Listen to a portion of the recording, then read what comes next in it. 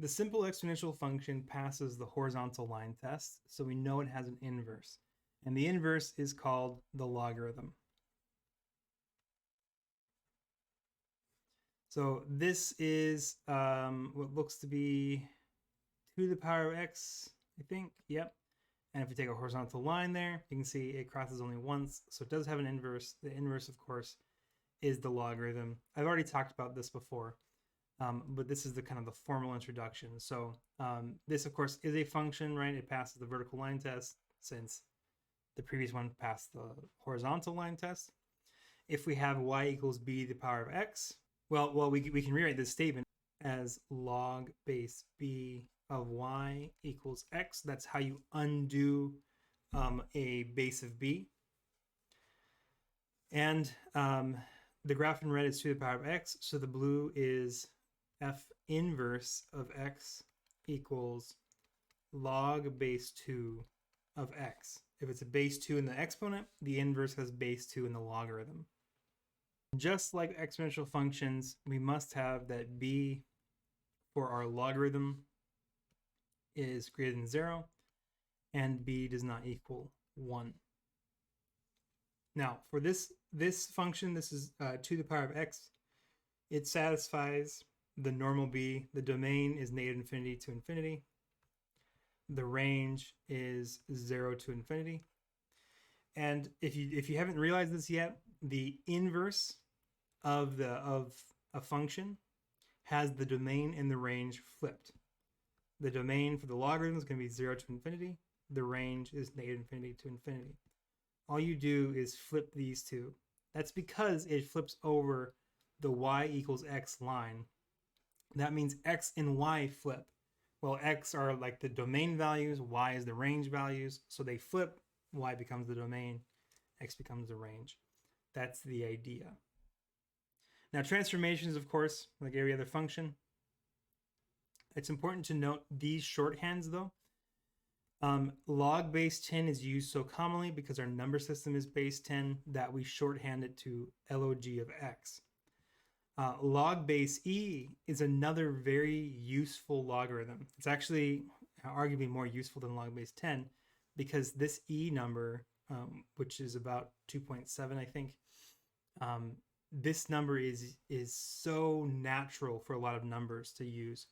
We use it so often that we actually reduce it down to this symbol, ln of x. And this is the natural logarithm. That's how you read it. Okay. Now, the exponential function has a horizontal asymptote. And when it gets flipped over the y equal to x line, that horizontal asymptote changes to a vertical one. So there's always that vertical asymptote. For the basic logarithm, it's always at x equal to 0. The logarithm will never cross that asymptote. Of course, if it's been transformed, that will change. But for the basic one, it's x equal to 0. Okay, so transformations, domain range, intercepts, and intervals of the increase and decrease in your constant behavior. This, of course, is just the basic natural log of x. This function looks like this, where it has an asymptote right there at x equal to 0. And we can see here, well, c is 6, negative 6. D is negative 4. Of course, a and b are 1. For the transformations, since b is 1, that means we're actually going to be shifting left 6 units, down 4 units.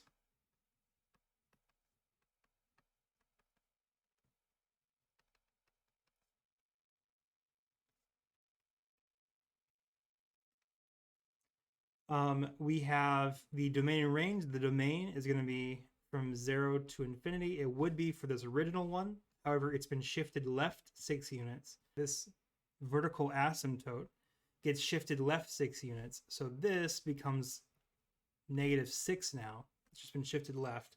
However, it still goes off to infinity on the right-hand side. That's the domain. The range, well, that's still negative infinity to infinity.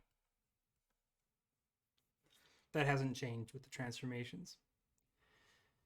The intercepts, well, we just take ln x plus 6 minus 4, make it equal to 0 for the x-intercept. add 4. Take e to the power of both sides. That cancels the logarithm. And then subtract 6. So the x-intercept is at e to the power of 4 minus 6, which is approximately 48.6. Around there. Okay, the y-intercept happens when the x is 0. So 0 plus 6, we have ln of 6 minus 4. And this is approximately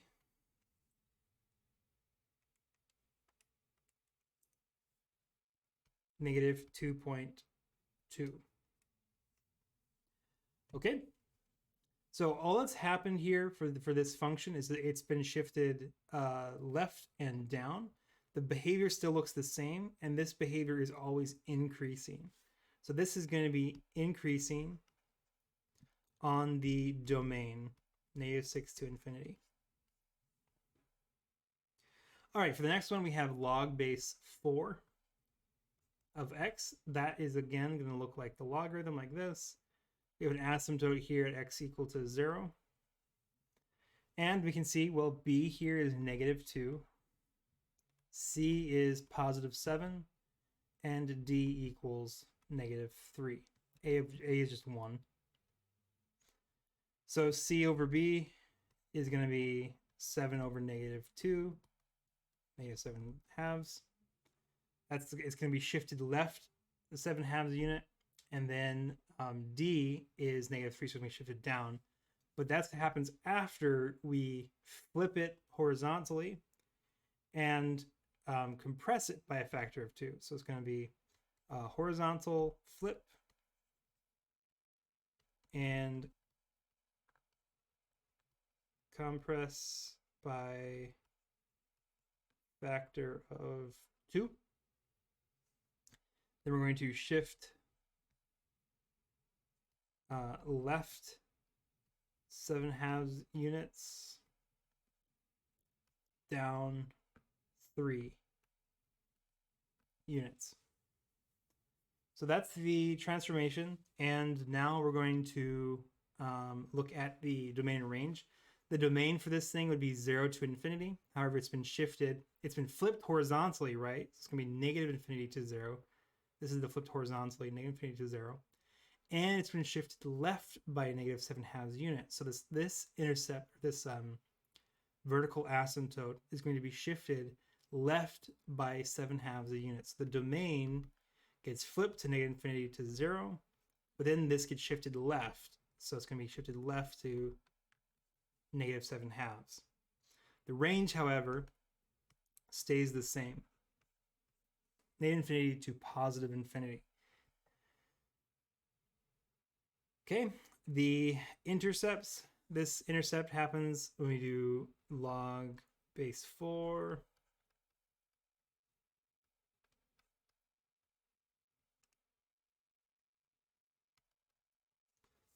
Okay.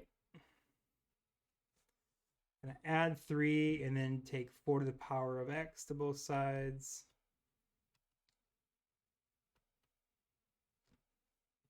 Then add 7 and divide by negative 2. Which is equal to negative 35.5. So the x-intercept is at negative 35.5. The y is just going to plug 0 into our function. 0, there is no y-intercept. What am I thinking? There's a horizontal asymptote here. It never crosses the y-axis, and that got shifted over negative 7 over 2, so it's even further away from the y-axis. So there is no y-intercept. There's actually an asymptote there that it can't reach past. So, and you can see, well, this is the behavior it looks like, and that's always decreasing. So decreasing on its domain.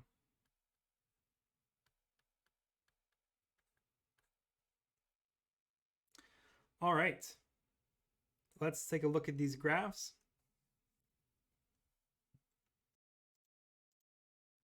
Okay, here I have the first ones we looked at. This one was shifted left 6 units, down 4 units.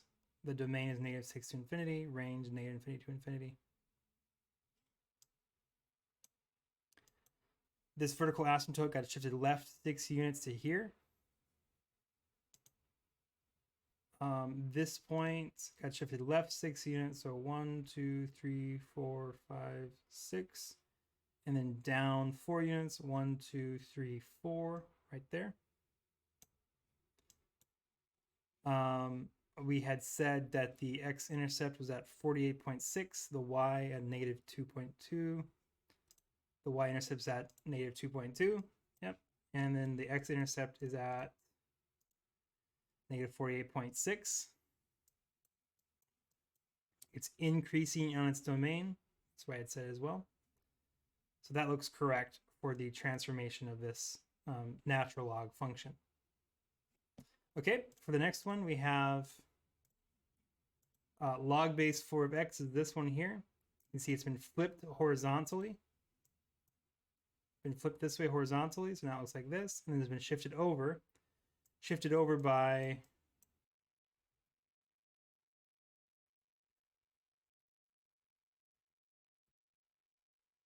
well, here's the x equal to -7/2 axis. That's what we had found here was -7/2 for the domain. That's what the axis is, and you can see it does asymptote to it. It looks like it doesn't even cross it, or looks like it might even be equal to it, but it doesn't cross it there. So it's been correctly shifted over, and then it's been shifted down by, what was it, by 3 units. The domain and range are right. X-intercept, of course, it doesn't have a y-intercept. The x-intercept is -35.5. So -35.5, that's right there. And it is decreasing on its domain. It's just decreasing. Let me turn off that asymptote here. It's just continuously decreasing. Desmos just cuts it off at some point here because I can't calculate further. But it just keeps decreasing. All right, give it a try in number 2.